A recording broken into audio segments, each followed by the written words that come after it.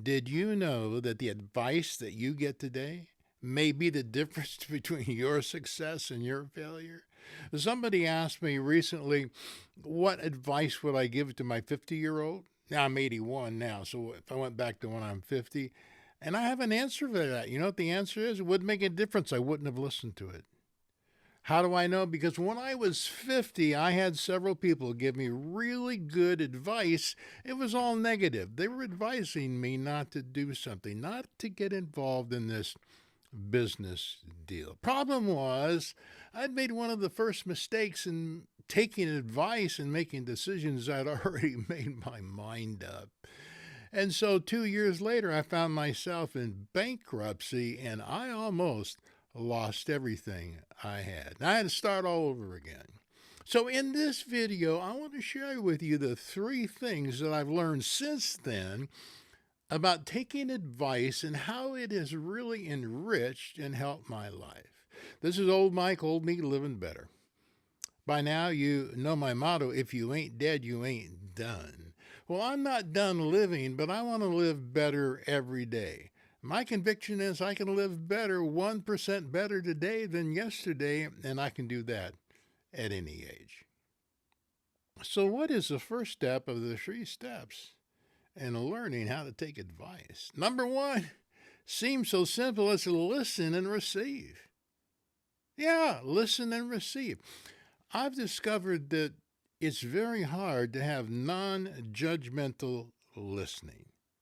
In other words, if you're going to listen to advice, you need to set aside your judgment in the listening phase. Now, remember, there's 2 other phases to this process. But in the listening phase, you need to suspend judgment and hear what the person is having to say. Did you know I got some advice not long ago from somebody I didn't like, somebody I didn't trust, somebody that had no credibility, but like a broken clock that's right twice a day, this person was spot on the pinpoint advice that they gave me. Now, the only way that I received that advice that I had learned over the years to suspend judgment in the listening phase of receiving advice. So let's imagine we're at a restaurant and a friend of mine says, you know what? I recommend the split pea soup, okay? But also, I want to tell you, I don't think that job you're looking at is the right job. So we get advice all the time from restaurants, from directions, but I mean, I'm talking about the kind of advice that is life-changing advice, and sometimes advice comes pretty quickly, and I have to make snap judgments. I'm talking about sort of the bigger things in life where I have the time to go through this 3-step process. So one of the things that I've discovered that is another art form in getting advice is that, I don't know where I got this, it's floated around for a long time. In any conversation, there is a teacher and a learner. In every conversation, there's a teacher and a learner. The trick is to figure out which one you are at any given time. Are you the teacher or the learner? I have a dear friend. I mean, he drove me nuts. He would ask to get together because he needed some advice on something. So he'd share a situation. I'd share some of my, and every single piece of advice or information I shared with him, he would come back with me as if he had already learned it, already walked in it, and started teaching me on that particular point. It was pretty clear to me that he had already made up his mind on what he was doing, and he was more concerned about what he thought and his opinion than he was my opinion. Part of the art of listening for advice or during advice as you suspend judgment is simply to take in the information. It's an information gathering process. That's all it is. Information gathering process. So what's the number 2? You can't get to number 2 unless you number 1 first. Number 2 is to evaluate and test. This is the part of the 3-step part that you can exercise some judgment in. This is the part where you need to actually write down, well, the person that I'm getting the advice from, they really don't like me. They have a vested interest in the situation. Maybe they have a financial component in the situation. There's a lot of different things that you may want to evaluate about the person that's giving you the advice. But more important than the person is to record and evaluate the advice. One of the things I love to do is to block diagram or make a list, mind map all the information. So what I do when I am listening to the advice, if I'm not writing it down as it's coming, I have a voice recorder. I record that information immediately after the meeting. So I have a transcription of my thoughts, and then I transfer that over onto paper. So let's see, I've got 3 or 4 different people giving me advice. So I get all of this advice laid out on paper. I identify the sources of the advice, and then I list all of the advice that I'm getting. And then I begin to test it and evaluate it. I need to fact check it. So this isn't that complicated. It's that you've taken your non-judgmental listening, you've moved that over, transferred it over, and you've put it on paper or a computer. You've written it out and you've looked at it. Now, what I do now is once I have that all together, I'm not ready to make a decision yet. I sit on it for at least 24 hours, sometimes longer. If the decision isn't immediate, then I've got time to think about it. More information may come in. I have more opportunity to test and evaluate all of the advice that I have received. But I've done the 2 most critical things. Most critical is listen without judgment, gather the information, get it written down, get it into the evaluation process, and then test my assumptions. In the evaluation process, I make a list of all of my assumptions, all of my wants, why I really wanted to do it or didn't want to do it. So I have those over here, and then I have the list of all the advice I've received on the other side. And I kind of look at those 2 and weigh out where I have blind spots, things I didn't see, things I didn't consider. It's obvious that the other people that gave me advice maybe didn't consider those things, but in the aggregate, especially if you've got more than one source of advice, in the aggregate, you get a really great compilation of all the advice. So the final step is to make a decision. That's right, make a decision. You would think this would be the easiest, but probably isn't. But you've taken all the advice you've gotten, you've done the evaluation process, and now you've got it all in front of you. What do you do next? So in the book Decision Making and Problem Solving, which I'll leave a link to in the notes, the author has 5 steps of decision making. Now, he makes a difference between problem solving and decision making. When you're seeking out advice and you're getting advice and you're evaluating it, you're not really doing problem solving.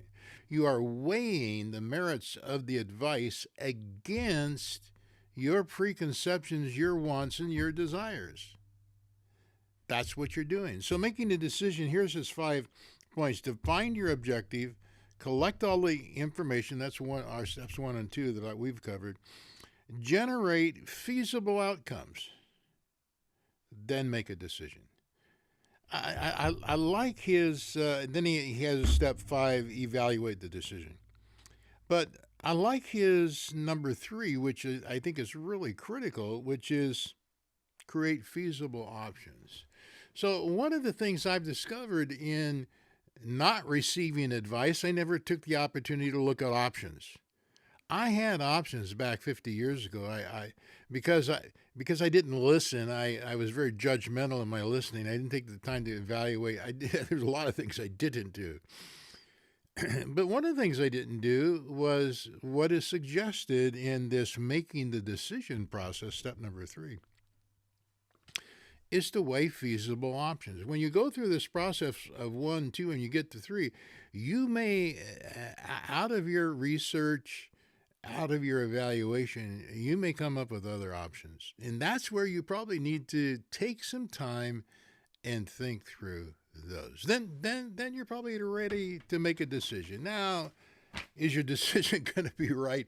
I don't know. Remember, you're responsible for your decision. You're responsible for all the stuff that came into you, all the advice you get. You're still responsible for the decision. So I can't blame anybody else for my wrong decisions, and I can't blame anybody else even for my right decisions, really. I want to share with you, just in closing, I want to share with you kind of a bonus tip, and it has to do with left brain, right brain. I get a lot of comments about people making decisions out of their limbic brain, out of their right brain, the emotional side. And I have to admit, if I go back 50 years ago, a lot of what I was doing was the appeal for money, the appeal for fame, the appeal for, notoriety, all the things that appealed to me at an emotional level. I didn't take time to get any of that into my left brain, which is the reasoning, rationale, evaluation start of my brain. In the book, The Creative Brain by Anna Abraham, I'll leave a link to it. I'll warn you, it's expensive. It's a wonderful book. I've loved reading it. That's $40 on Amazon. And but she makes the point that nobody's totally left brain or right brain. As a matter of fact, she uses artists as an example, and I'm sort of an amateur artist, so I can relate to this. So the creative side is out of the limbic side of our brain, and so that's our creative emotional part. But unless you have a left brain out of the neocortex, unless you're operating out of the left brain, you won't know. You'll never take the time to learn how to put a brush to paper. You can be as creative as you want. If you don't go through the process of using both hemispheres, then you're going to be shorting yourself. So how does this relate to decision making? I think we make more wrong decisions probably out of the emotional side of our thinking. And we tend to think we make right decisions if we're doing all of the analytics. The problem is you can do all of the analytics and it looks good on paper, but it doesn't feel right.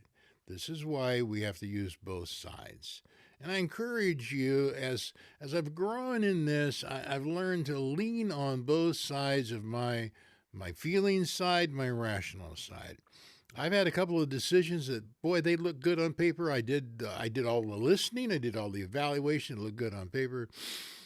Did not feel right. I've learned over the years that there's something inside of me. If it doesn't feel right, it's probably not right. I don't know what it is at the time, but it's probably not right. So in the end, I don't want to trust my feelings and I don't want to trust my rational. I want to go through this 3-step process and I want to get it laid out on paper. Then I will make the best decision that I can, and I'll have to live with it, right? I have to live with it. So this is old Mike, old me, living better, hoping to make a better decision today, every day. Better decisions than yesterday, right? Making good decisions involves listening. Non-judgmental listening.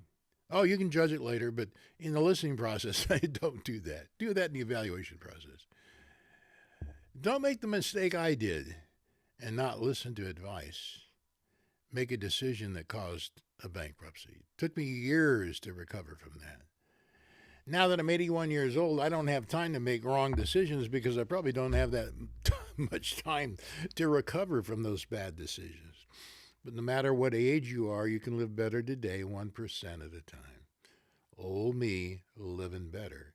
You can be young me, living better, one day at a time. So I hope to see you next time. Old Mike, old me, living better. If you ain't dead, you ain't done. See you next time.